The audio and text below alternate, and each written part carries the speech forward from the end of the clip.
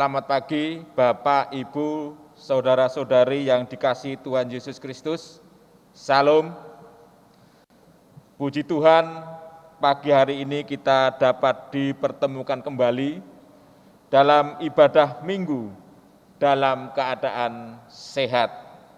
Sebelum kita beribadah, mari kita memohon pertolongan Tuhan di dalam doa.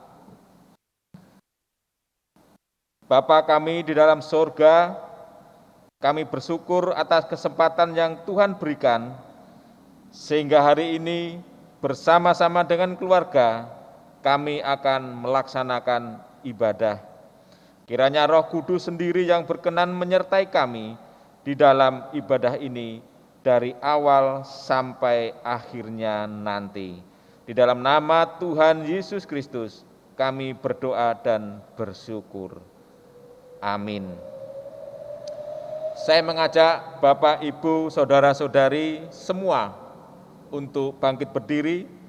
Kita akan memuliakan nama Tuhan dengan bersama-sama kita menyanyikan pelengkap Kidung Jemaat nomor 1, baitnya yang ketiga, abadi tak nampak.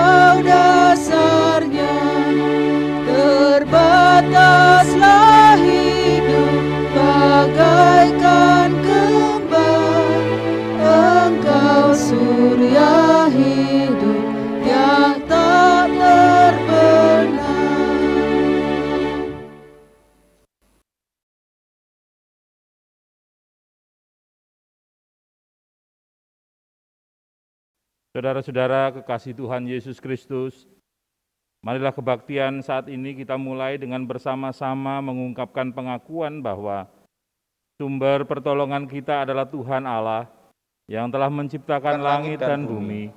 Ia adalah Allah yang setia dengan perjanjiannya dan yang tidak pernah meninggalkan perbuatan tangannya.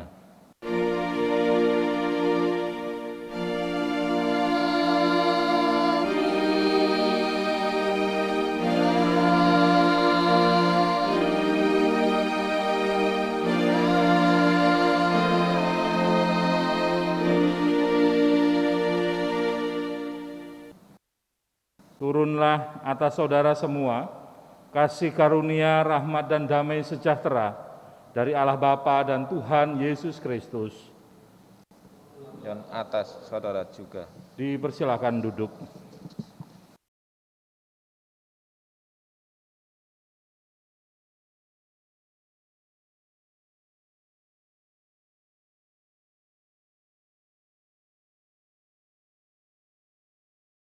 Para kekasih Kristus, marilah kita meninggikan nama Tuhan dengan menyanyikan PKJ 124, bait yang pertama, di saat ini kau perlu Tuhan.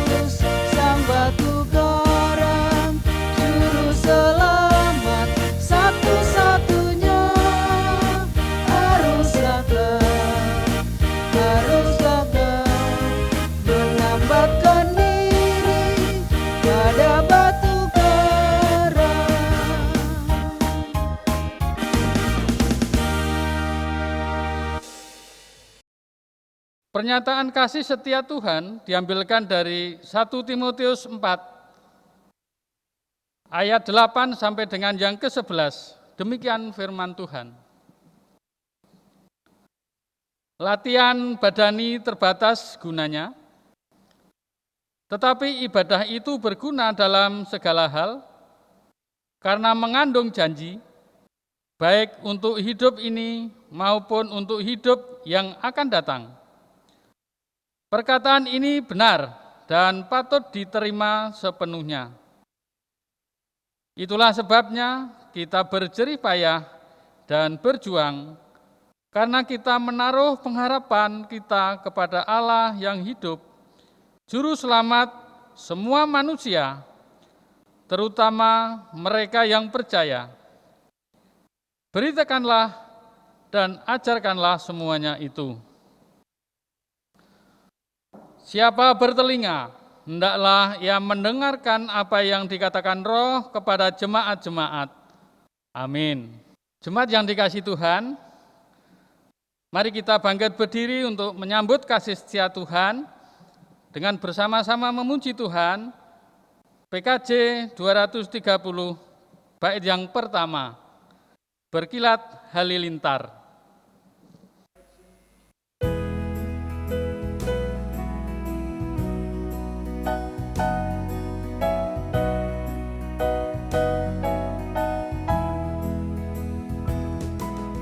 Berkilat halilintar dan guntur menderu, begitu kuasa dosa mengancam jiwaku. Suara juru selamat menopang juangku, dan Dia pun berjanji tak meninggalkanku. Ya, tidak pernah, ya, tidak pernah, tak akan ku ditinggalkan, begitu janjinya. Ya, tidak pernah,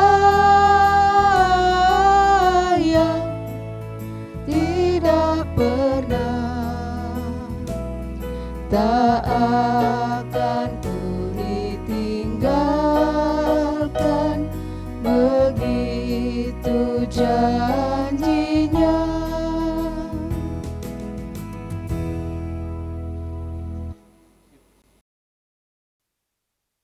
Jemaat dipersilahkan duduk kembali. Bapak, Ibu, saudara-saudaraku yang dikasihi Tuhan, mari kita bersama memohon pertolongan Roh Kudus sebelum kita membaca dan merenungkan firman Tuhan. Mari kita bersama berdoa. Bapa di dalam surga yang mulia, kami anak-anak-Mu telah siap mendengarkan firman Tuhan. Berbicaralah ke dalam hati kami yang paling dalam, nyatakanlah kasih setia-Mu dalam kehidupan kami, agar hidup kami sungguh hanya melakukan apa yang menjadi kehendak Bapa dalam kehidupan kami. Berfirmanlah kepada kami telah siap menerimanya. Di dalam nama Tuhan Yesus kami berdoa dan mengucap syukur. Amin.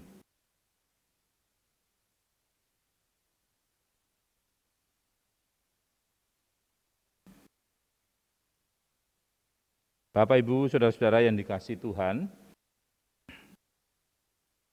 pada minggu terakhir bulan Agustus 2021 ini, firman Tuhan diambilkan dari kitab 1 Raja-Raja pasal 19, ayat 1 sampai 18, yang merupakan nats yang sudah ditetapkan oleh panitia bulan pendidikan dan Kebangsaan GKSBS. 1 Raja-Raja pasal 19 ayat 1 sampai 18. Demikian firman Tuhan. Lembaga Alkitab Indonesia memberi judul Elia ke Gunung Horeb. Ketika Ahab memberitahukan kepada Isabel segala yang dilakukan Elia dan perihal Elia membunuh semua nabi itu dengan pedang, maka Isabel menyuruh seorang suruhan mengatakan kepada Elia, "Beginilah kiranya para Allah menghukum aku, bahkan lebih lagi daripada itu, jika besok kira-kira pada waktu ini, aku tidak membuat nyawamu sama seperti nyawa salah seorang dari mereka itu."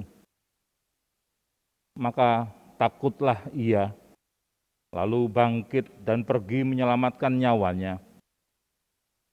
Dan setelah sampai ke Berseba, yang termasuk wilayah Yehuda, ia meninggalkan bujangnya di sana.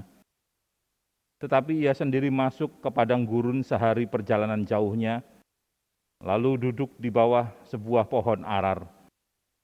Kemudian ia ingin mati, katanya, "Cukuplah itu, sekarang ya Tuhan, ambillah nyawaku, sebab aku ini tidak lebih baik daripada nenek moyangku." Sesudah itu, ia berbaring dan tidur di bawah pohon arar itu. Tetapi tiba-tiba seorang malaikat menyentuh dia serta berkata kepadanya, "Bangunlah, makanlah." Ketika ia melihat sekitarnya, maka pada sebelah kepalanya ada roti bakar dan sebuah kendi berisi air. Lalu ia makan dan minum, kemudian berbaring pula. Tetapi malaikat Tuhan datang untuk kedua kalinya dan menyentuh dia serta berkata, "Bangunlah, makanlah, sebab kalau tidak perjalananmu nanti terlalu jauh bagimu." Maka bangunlah ia, lalu makan dan minum, dan oleh kekuatan makanan itu ia berjalan 40 hari 40 malam lamanya sampai ke gunung Allah, yaitu Gunung Horeb. Di sana masuklah ia ke dalam sebuah gua dan bermalam di situ. Maka firman Tuhan datang kepadanya demikian, "Apakah kerjamu di sini, hai Elia?" Jawabnya, "Aku bekerja segiat-giatnya bagi Tuhan, Allah semesta alam, karena orang Israel meninggalkan perjanjianmu, meruntuhkan mezbah-mezbahmu, dan membunuh nabi-nabimu dengan pedang. Hanya aku seorang dirilah yang masih hidup, dan mereka ingin mencabut nyawaku." Lalu firman-Nya, "Keluarlah dan berdiri di atas gunung itu di hadapan Tuhan." Maka Tuhan lalu angin besar dan kuat yang membelah gunung-gunung dan memecahkan bukit-bukit batu mendahului Tuhan. Tetapi tidak ada Tuhan dalam angin itu. Dan sesudah angin itu datanglah gempa, tapi tidak ada Tuhan dalam gempa itu. Dan sesudah gempa itu datanglah api, tetapi tidak ada Tuhan dalam api itu. Dan sesudah api itu datanglah bunyi angin sepoi-sepoi biasa. Segera sesudah Elia mendengarnya, ia menyelubungi mukanya dengan jubahnya, lalu pergi keluar dan berdiri di pintu gua itu. Maka datanglah suara kepadanya yang berbunyi, "Apakah kerjamu di sini, hai Elia?" Jawabnya, "Aku bekerja segiat-giatnya bagi Tuhan, Allah semesta alam, karena orang Israel meninggalkan perjanjianmu, meruntuhkan mezbah-mezbahmu, dan membunuh nabi-nabimu dengan pedang. Hanya aku seorang dirilah yang masih hidup, dan mereka ingin mencabut nyawaku." Firman Tuhan kepadanya, "Pergilah, kembalilah ke jalanmu melalui padang gurun ke Damsyik, dan setelah engkau sampai, engkau harus mengurapi Hazael menjadi raja atas Aram. Juga Yehu, cucu Nimsi, haruslah kau urapi menjadi raja atas Israel, dan Elisa bin Safat dari Abel Mehola harus kau urapi menjadi nabi menggantikan engkau." Maka siapa yang terluput dari pedang Hazael akan dibunuh oleh Yehu, dan siapa yang terluput dari pedang Yehu akan dibunuh oleh Elisa. Tetapi aku akan meninggalkan 7.000 orang di Israel, yakni semua orang yang tidak sujud menyembah Baal dan yang mulutnya tidak mencium dia. Amin. Demikianlah seluruh pembacaan firman Tuhan. Berbahagialah kita semua yang setia memelihara, melakukannya dalam kehidupan sehari-hari. Terpujilah nama Tuhan. Haleluya. Bapak Ibu yang dikasihi Tuhan, Shalom.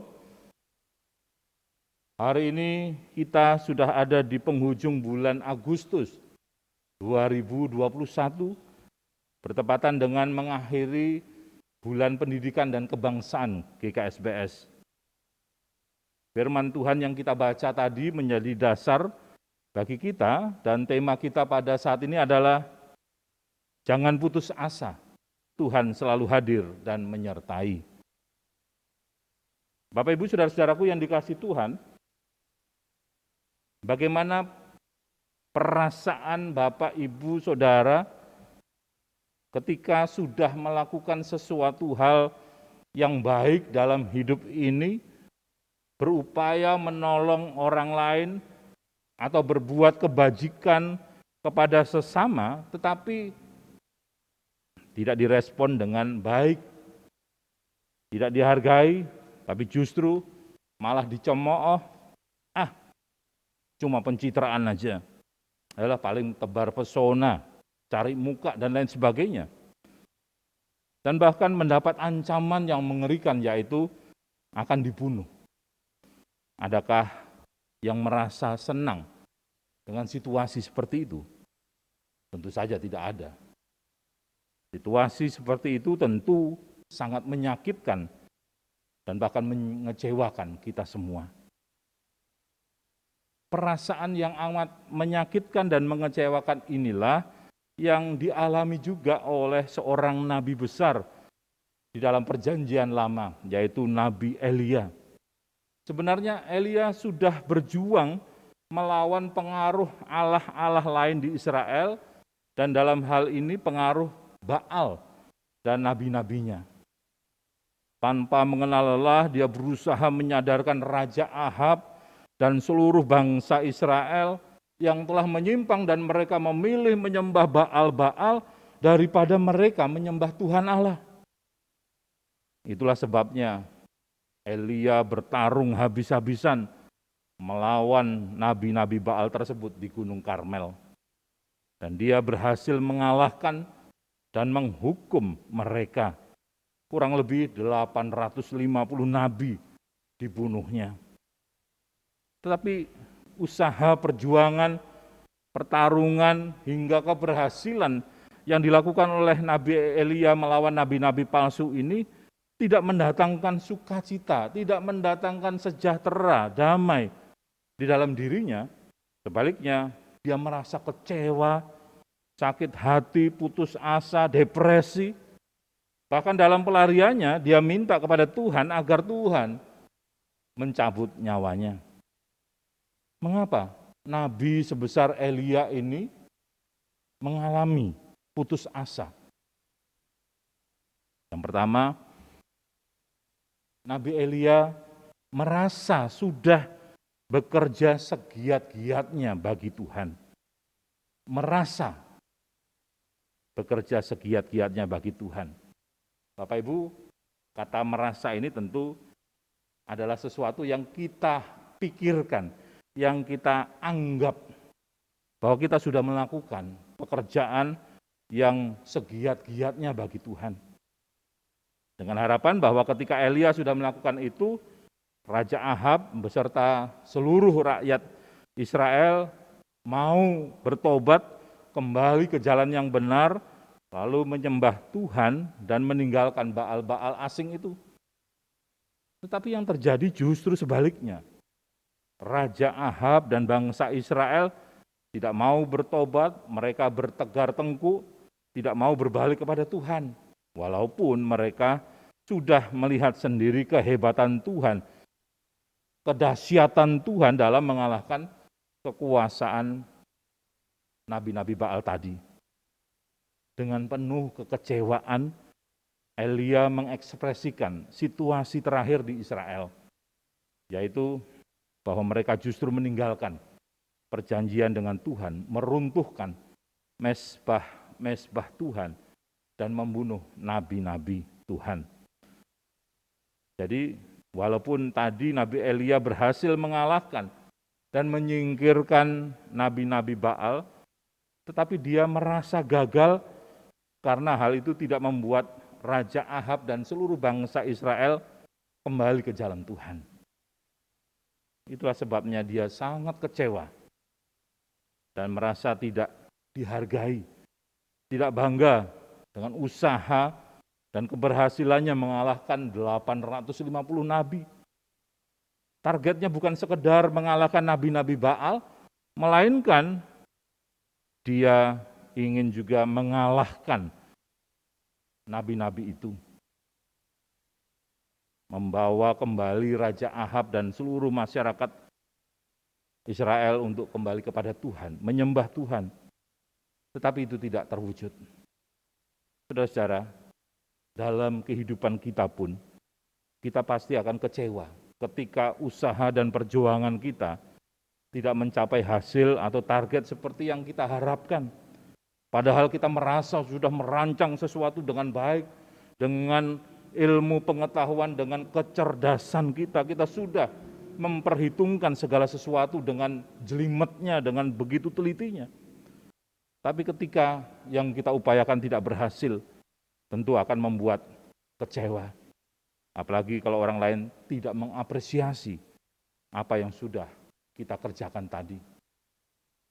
Itu yang pertama, yang menyebabkan Elia menjadi putus asa. Hal yang kedua yang menyebabkan Elia menjadi putus asa adalah ketidakmauan bangsa Israel kembali ke jalan Tuhan dan malah semakin terus meninggalkan Tuhan serta meruntuhkan mesbah-mesbahnya. Ini menjadi beban dan pergumulan yang begitu berat bagi Elia. Sebagai nabi Tuhan, ia merasa ada tanggung jawab yang begitu berat yang diberikan di dalam pundaknya untuk dia melakukan kebenaran Allah. Ia sudah melakukan dengan sekuat tenaga. Tapi ternyata raja dan umat tetap saja tidak bergeming. Dia sangat prihatin dengan situasi yang terjadi di sekitarnya, amat sangat sedih melihat kebobrokan bangsanya.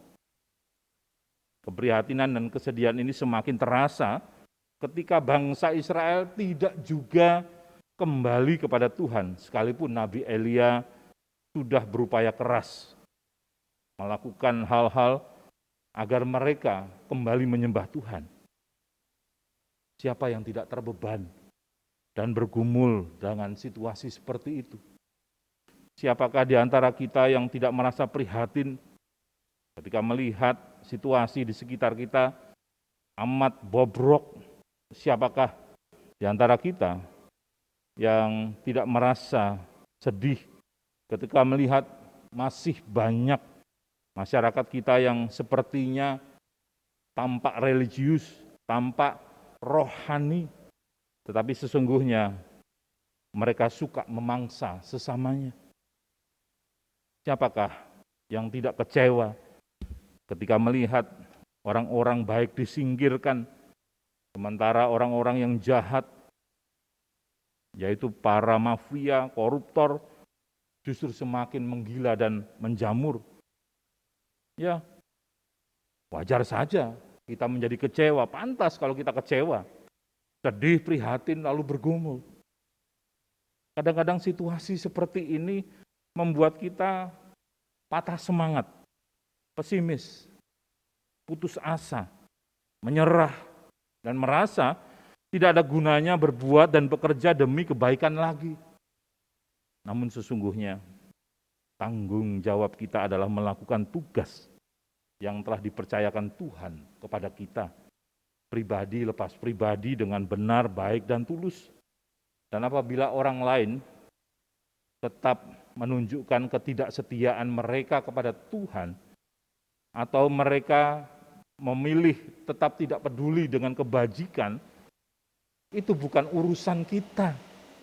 Jangan kita merepotkan diri dengan hal-hal seperti itu. Maka biarlah kita serahkan itu kepada Tuhan. Biarlah Tuhan yang mengurus apa yang sudah kita upayakan tadi. Kita sudah melakukan apa yang menjadi kehendak Tuhan. Jangan sampai kita merasa bahwa apa yang dipercayakan Tuhan kemudian membuat kita melebihi dari Tuhan yang sudah memberikan kepercayaan itu. Apakah kita harus berhenti melangkah maju dan tidak mau lagi melakukan yang terbaik hanya karena kita melihat orang lain tidak sungguh-sungguh di dalam Tuhan atau bahkan kehidupannya makin bobrok jauh dari Tuhan? Apakah kita harus berhenti melakukan tugas dan tanggung jawab kita seperti Elia, melarikan diri hanya karena orang lain tidak peduli bahkan tidak meresponnya dengan baik? Tentu saja bukan seperti itu. Kita harus tetap semangat menekuni apa yang sudah menjadi tugas dan tanggung jawab yang dipercayakan Tuhan kepada kita masing-masing. Biarlah orang lain melakukannya sesuai dengan kehendaknya, tapi kita melakukan sesuai dengan apa yang sudah kita buat, komitmen dengan Tuhan untuk menyelesaikan dengan cara Tuhan. Itu yang kedua. Yang ketiga, yang membuat Elia menjadi putus asa adalah ancaman serius yang disampaikan oleh istri Raja Ahab, yaitu Isabel. Apa ancaman serius itu?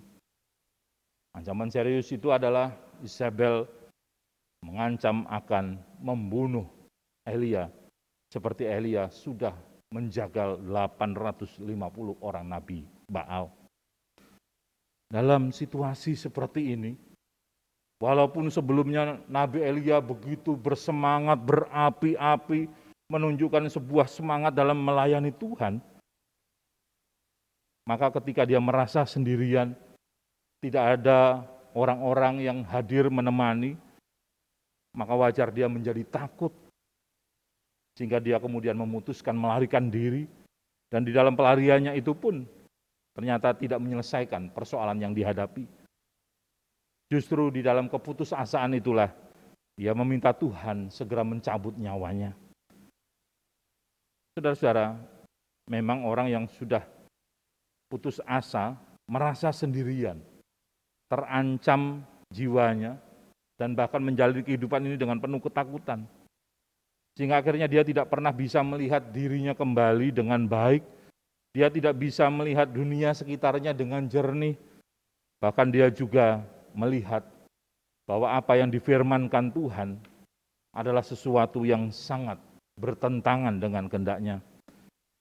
Itulah yang dihadapi oleh Elia, sehingga dia mau mati saja dan tidak meneruskan lagi perjalanan dan pekerjaannya bagi Tuhan. Tetapi apakah benar Nabi Elia itu hanya sendirian saja melakukan misi Allah tadi? Ternyata tidak. Kalau kita membaca ayat 18, di sana kita melihat Tuhan menjanjikan, tetapi aku meninggalkan 7.000 orang di Israel, yakni semua orang yang tidak sujud menyembah Baal dan yang mulutnya tidak mencium Dia. Ternyata Tuhan selalu melakukan sesuatu jauh melampaui akal budi kita, melampaui pikiran kita yang hebat ini. Elia yang merasa bahwa dia tinggal sendirian saja, yang percaya kepada Tuhan karena semuanya melarikan diri, tetapi Tuhan pada saat itu juga menunjukkan kepadanya, masih ada 7.000 orang lagi yang setia kepada Tuhan.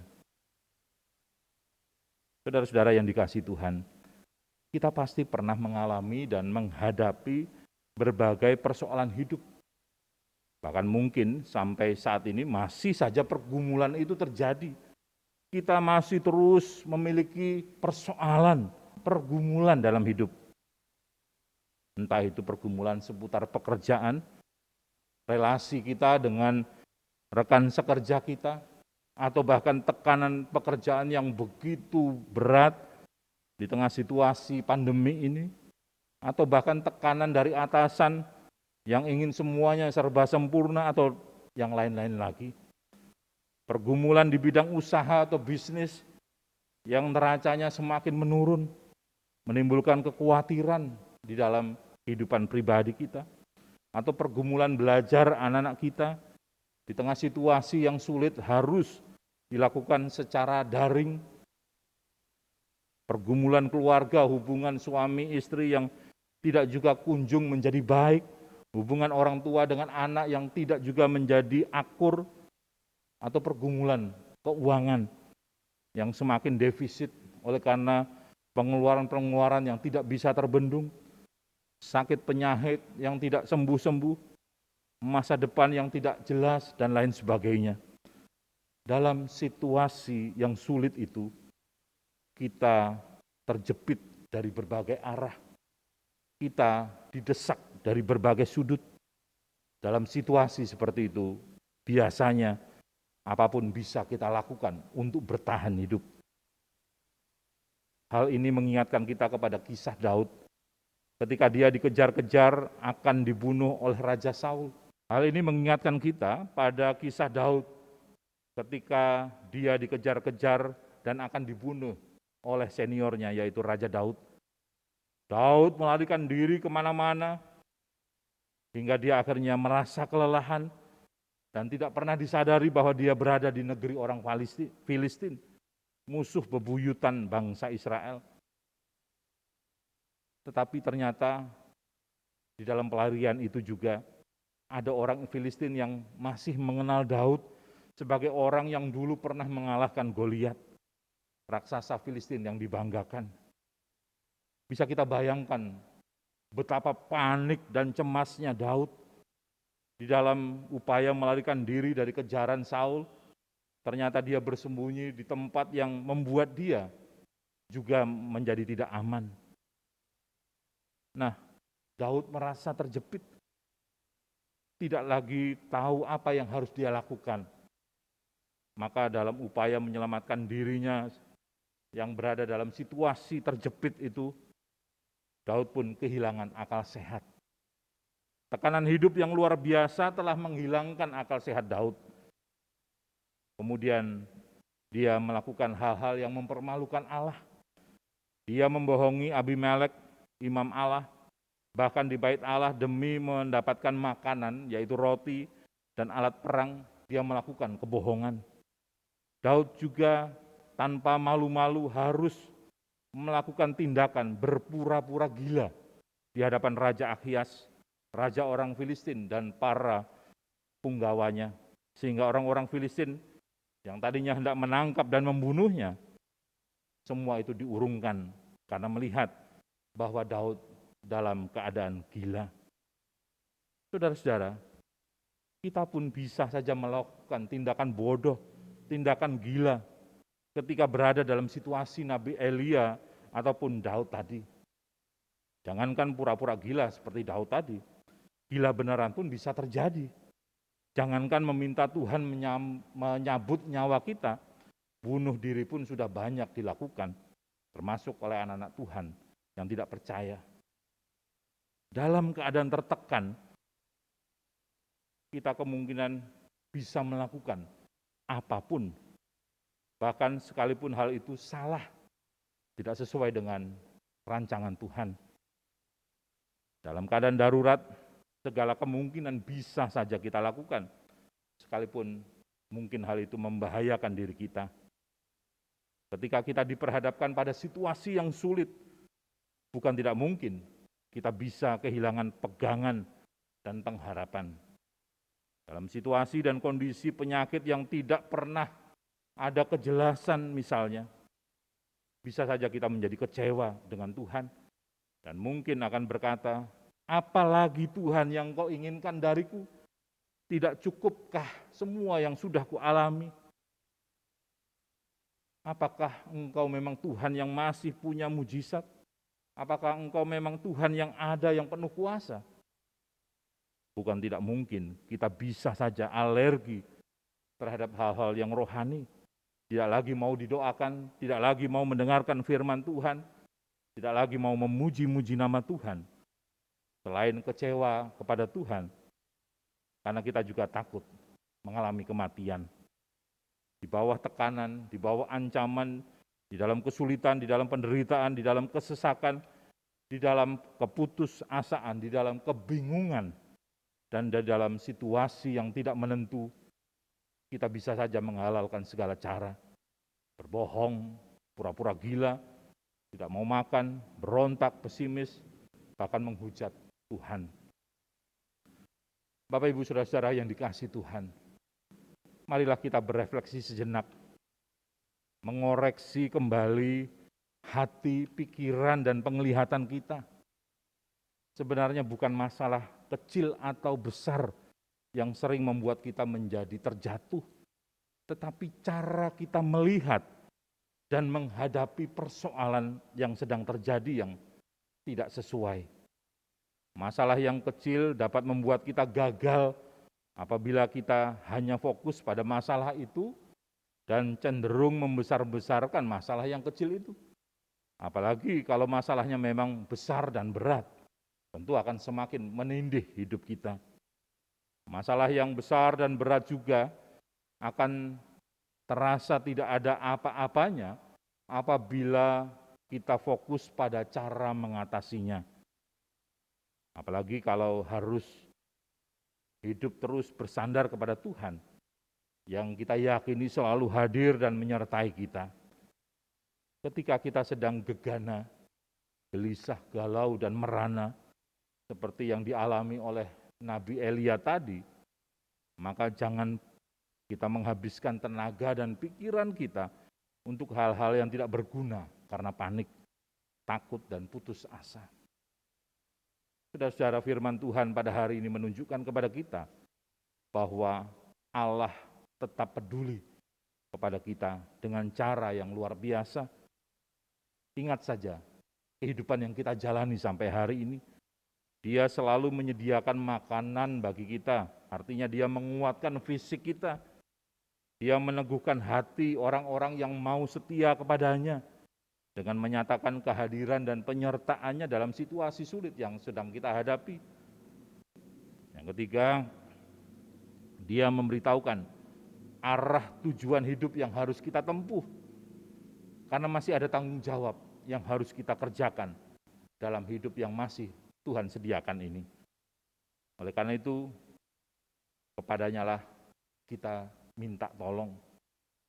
Berbahagialah orang yang beriman kepadanya, iman yang selalu berserah kepada Tuhan, selalu memandang Tuhan dalam semua aspek kehidupan ini. Belajar dari pengalaman Nabi Elia, ketika ia merasa sudah melayani Allah dengan luar biasa, mengalahkan 850 nabi-nabi Baal. Namun ketika ia mendengar kemarahan dan ancaman Isabel yang akan membunuhnya, seketika itu juga ia menjadi putus asa, semangatnya meredup, hatinya kecut, dan ia berlari menjauh untuk menghindari kejaran pasukan Isabel.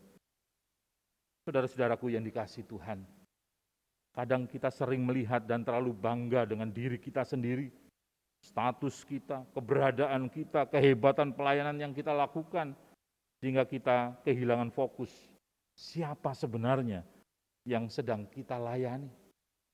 Apa sebetulnya tujuan hidup kita yang kita jalani ini? Apakah memang kita berjalan menjalani hidup ini hanya sekedar asal jalan, memuaskan kehidupan ini, mumpung kita hidup di dunia ini, sehingga kita tidak mendengarkan suara Tuhan?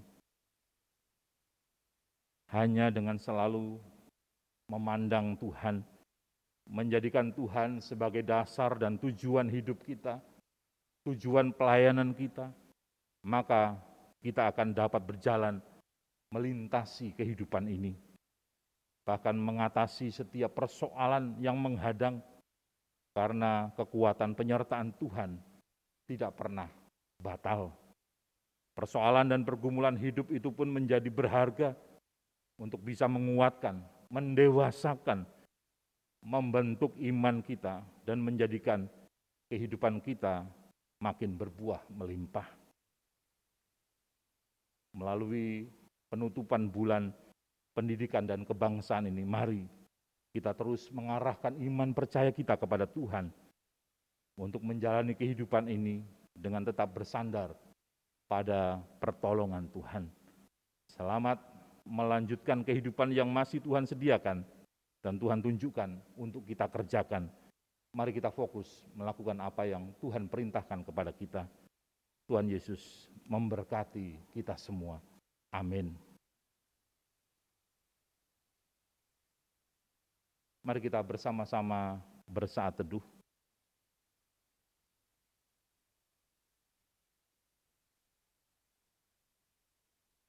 Kita menyatukan hati dalam doa syafaat.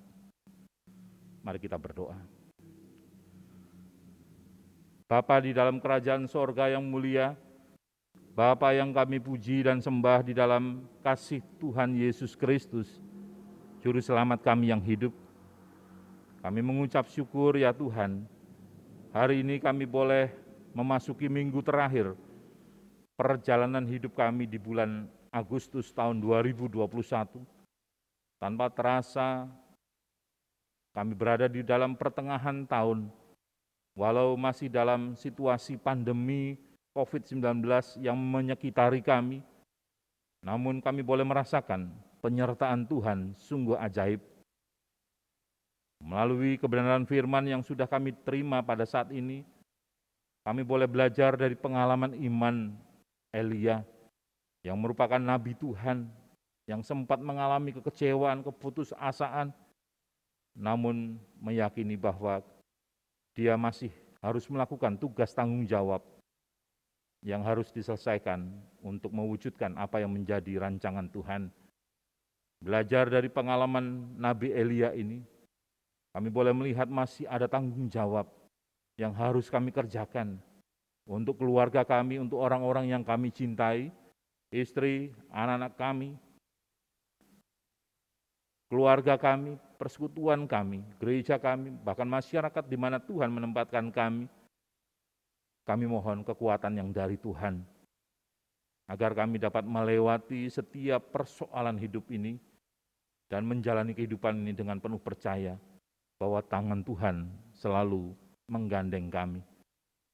Kami berdoa ya Tuhan, menyerahkan kehidupan pemerintahan bangsa kami dari pusat sampai daerah, agar mereka tetap fokus dalam mengendalikan pandemi ini secara menyeluruh, dengan upaya pemberlakuan, pembatasan kegiatan masyarakat yang lebih efektif dan sistematis, membenahi komunikasi publik secara optimal, melakukan percepatan pelaksanaan program vaksinasi massal nasional, sehingga seluruh masyarakat negeri ini dapat menikmati peningkatan imun melalui vaksinasi dan dapat mengakselerasi penyerapan dana perlindungan sosial demi menolong memenuhi kebutuhan pokok masyarakat yang terdampak pandemi. Bapa di surga, secara khusus kami juga berdoa untuk kehidupan jemaat-Mu di gereja-Mu GKSPS Metro ini, agar senantiasa memiliki pengharapan kepada Tuhan dalam menghadapi masa pandemi ini. Kesatuan hati anggota jemaat, simpatisan, tetap memiliki kerinduan dan kesetiaan mencari Tuhan, walau aktivitas gerejawi untuk sementara waktu ini dihentikan dalam rangka menekan perkembangan virus yang menjangkau banyak orang melalui kebaktian yang dilakukan secara online. Biarlah semuanya tetap boleh mendukung pertumbuhan iman percaya jemaat Tuhan. Bapak, kami juga berdoa untuk anggota jemaat yang suspek COVID-19 dan saat ini sedang melakukan isolasi mandiri, baik di rumah sakit, di rumah, atau bahkan di rumah-rumah penampungan. Biarlah Tuhan senantiasa meneguhkan dan menguatkan mereka. Kami berdoa untuk pemulihan dan kesembuhan mereka, keluarganya yang mendukung, agar tetap memiliki semangat dan sukacita dalam melayani. Kami juga berdoa untuk keluarga-keluarga yang berduka akibat ditinggalkan oleh orang-orang yang mereka kasihi akibat terdampak COVID ini. Berkat kekuatan dan penghiburan yang dari Tuhan saja, kiranya terus memberikan pengharapan akan kehidupan yang masih harus berlanjut. Kami bersyukur atas kesembuhan yang dirasakan oleh orang-orang yang pernah terpapar COVID, dan saat ini dalam proses pemulihan, kami terus mohon pertolongan Tuhan, agar mereka semua berani mengucap syukur kepada Tuhan yang sudah menjaga, menyertai, dan memampukan melewati semua persoalan yang begitu menakutkan ini. Sukacita adalah kekuatan kami, sehingga kami boleh mengamini firman-Mu. Hati yang gembira adalah obat yang manjur untuk mencari dan merasakan mengalami kesembuhan yang dari Tuhan. Kami juga berdoa bagi saudara-saudara kami yang mulai frustasi, putus asa dalam menghadapi situasi pandemi ini, sehingga mereka tidak mengindahkan semua aturan yang sudah ditetapkan, yang semuanya juga bisa menimbulkan penyebaran yang baru. Bapa di surga, kami berdoa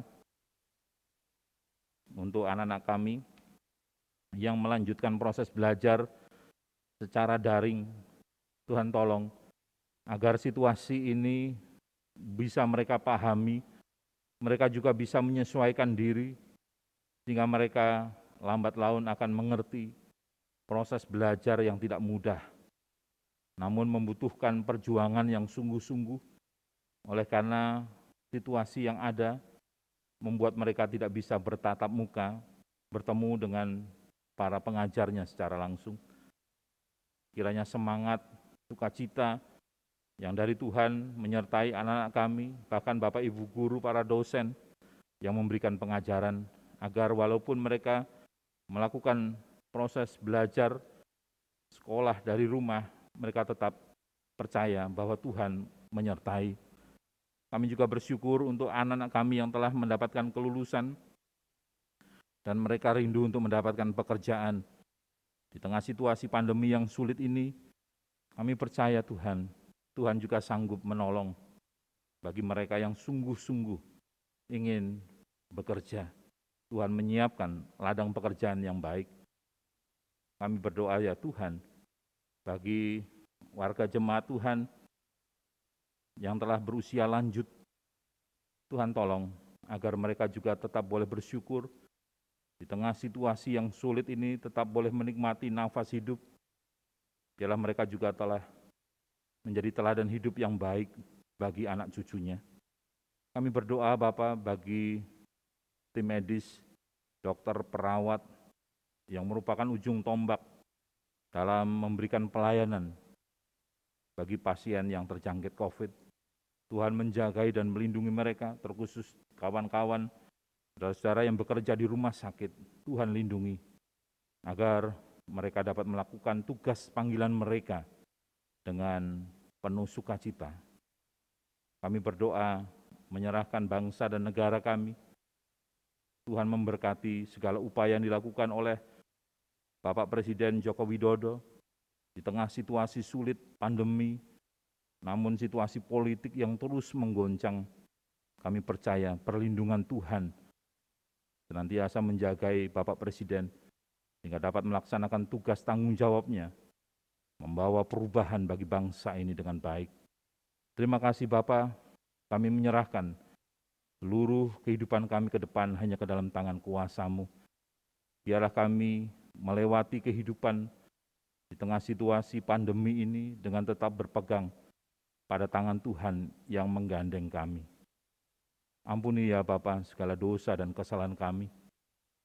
Inilah doa dan permohonan kami yang jauh dari sempurna, yang semuanya kami haturkan kepada Bapa di sorga, beralaskan iman percaya kami kepada Tuhan Yesus Kristus yang menjadi juru selamat kami, yang oleh kuasa Roh Kudus mengajarkan kepada kami untuk bersama-sama berdoa.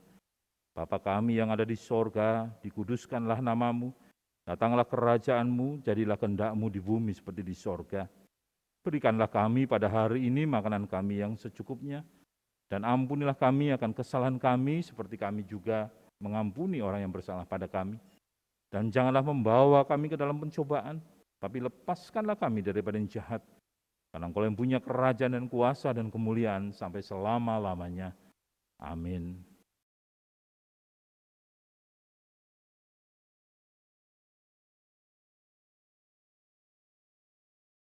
Saudara-saudara yang dikasihi Tuhan, kami undang untuk bangkit berdiri.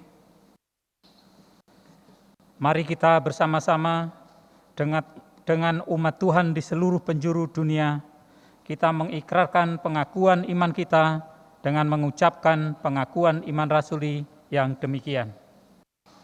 Aku percaya kepada Allah Bapa yang Maha Kuasa, Khalik langit dan bumi, dan kepada Yesus Kristus, anaknya yang tunggal Tuhan kita, yang dikandung dari Roh Kudus, lahir dari anak darah Maria, yang menderita sengsara di bawah pemerintahan Pontius Pilatus, disalibkan, mati dan dikuburkan, turun ke dalam kerajaan maut, pada hari yang ketiga bangkit pula dari antara orang mati, naik ke surga, duduk sebelah kanan Allah Bapa yang Maha Kuasa, dan dari sana Ia akan datang untuk menghakimi orang yang hidup dan yang mati.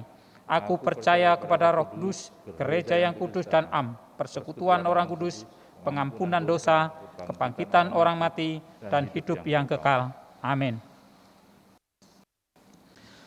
Jemaat dipersilahkan duduk kembali.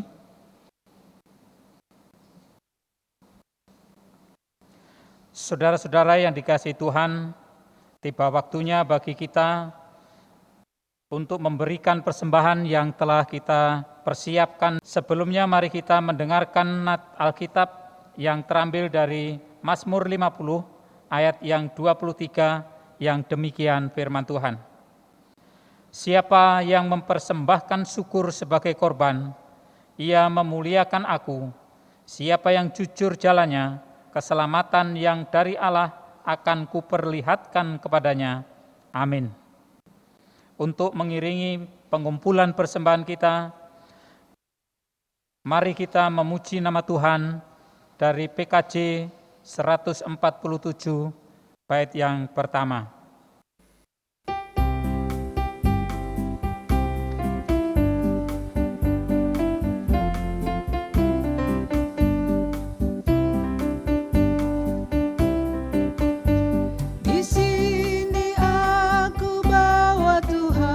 Persembahan hidupku semoga berkenan. Berapalah nilainya Tuhan dibandingkan berkat-Mu yang telah Kau limpahkan. Terimalah Tuhan, oh terimalah Tuhan. Saudara yang dikasihi Tuhan, kami undang untuk bangkit berdiri. Mari kita serahkan persembahan ini kepada Tuhan di dalam doa.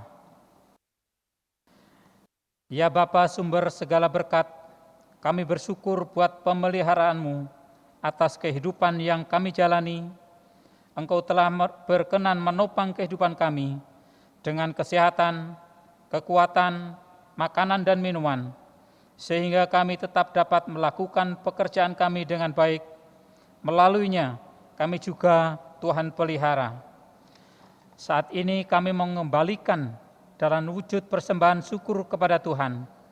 Terimalah dan kuduskanlah persembahan ini, agar dapat dipakai untuk melayani Tuhan dengan lebih baik lagi. Inilah doa syukur dan sukacita kami atas berkat yang telah kami serahkan untuk kemuliaan nama-Mu. Dalam Kristus kami berdoa. Amin.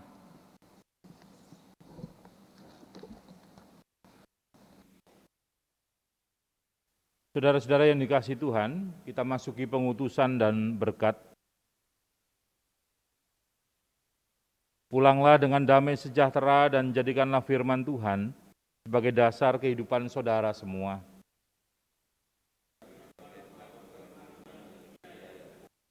Sekarang arahkanlah hati dan pikiranmu kepada Tuhan. Sekarang terimalah berkat Tuhan atas kehidupan saudara semua. Allah sumber pengharapan memenuhi saudara dengan segala sukacita dan damai sejahtera dalam iman saudara, supaya oleh kekuatan Roh Kudus, Saudara-saudara berlimpah-limpah dalam pengharapan, mulai sekarang dan selama-lamanya. Dalam nama Allah Bapa, Putra, dan Roh Kudus. Amin. Haleluya, haleluya, haleluya, haleluya, haleluya. Amin,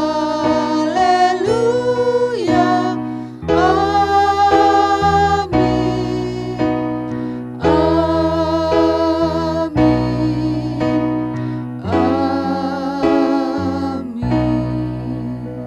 Masih dalam posisi berdiri, kita naikkan pujian penutup ibadah dengan kita menyanyikan Kidung Jemaat nomor 408, bait yang pertama, Di Jalanku Diiring.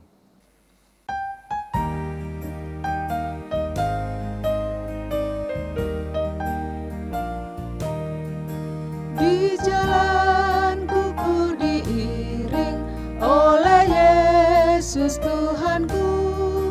Apakah yang kurang lagi jika Dia panduku? Diberi damai surgawi asal imanku teguh. Suka duka dipakainya untuk kebaikanku. Suka duka dipakainya untuk kebaikanku.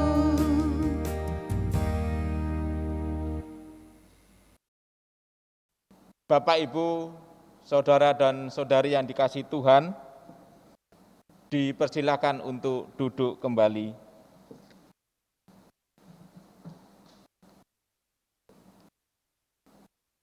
Mari kita akhiri ibadah ini dengan bersama-sama kita mengungkapkan rasa syukur kita kepada Tuhan, kita berdoa. Terpujilah nama-Mu yang telah memimpin dan menyertai kebaktian kami saat ini melalui karya Roh Kudus. Biarlah firman-Mu tetap tinggal dalam hati kami, sehingga akan menerangi setiap langkah kehidupan yang akan kami jalani di minggu ini. Dalam nama Tuhan Yesus Kristus, kami berdoa dan mengucap syukur. Amin. Para kekasih Allah, kebaktian kita sudah selesai, dan mari terus kita berdoa bagi saudara-saudara yang masih berduka karena kehilangan anggota keluarga yang sangat dikasihinya, dan juga kita berdoa bagi saudara-saudara kita yang masih menjalani isolasi mandiri. Dan kiranya berkat Tuhan selalu menyertai dan memberikan kekuatan untuk terus menjalani kehidupan yang masih harus berlanjut. Penyertaan Tuhan yang selalu kita harapkan. Dan akhirnya, selamat pagi Bapak, Ibu, saudara-saudari sekalian, tetaplah menjaga diri, selamat berkarya, tetap semangat dan berpengharapan. Tuhan Yesus memberkati kita semua. Shalom.